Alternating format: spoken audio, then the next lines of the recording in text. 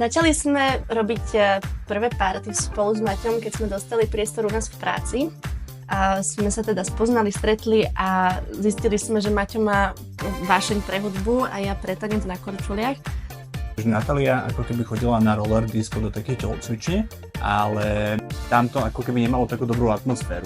A chceli sme nájsť nejaký priestor, ktorý by všetko splnil, vedeli by sme to spraviť nejako ako keby cozy a ľudia by si tam cítili dobre, všetko by sme vyzdobili, nasvietili, bol by tam dobrý zvuk.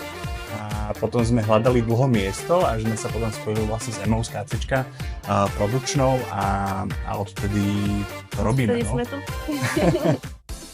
Každá jedna roller disco má svoju vlastnú tému. A začali sme úplnou klasikou, lebo korčulovanie teda pochádza fakt zo starých čias, ešte že 17. 18. storočie. A témou prvou sme odštartovali naše roller diska, ktorá bola bal. Už sme pri prvej téme vedeli, že chceme ich striedať a že vždy chceme priniesť fantáziu pre ľudí, ktorí prídu korčulovať, lebo fakt je to úplne iný svet. Téma, ktorú máme dneska, je že Lost in Space, čiže vedie sa stratiť ako keby vo vesmíre, alebo aj sama v sebe, alebo sám v sebe. Hudobne sa primárne snažíme držať kvalitu. Snažíme sa prinášať ako keby aj niečo klasickejšie z diska, z house music, ale prinášame aj novšie veci.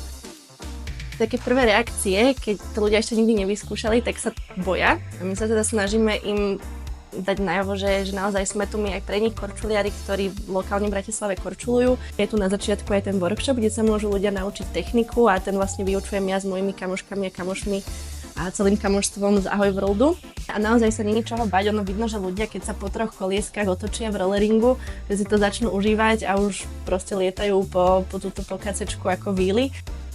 Aj ľudia, ktorí nemajú korčule, alebo ľudia, ktorí nechcú korčulovať, tak sú vítaní a vedia si len zatancovať pri stage.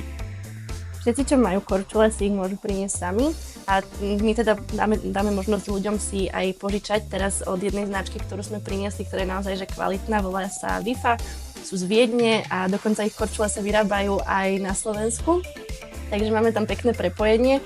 No a teda v rámci toho, že si môžu požičať, tak nemusia sa o nič starať, môžu prísť a môžu korčulovať.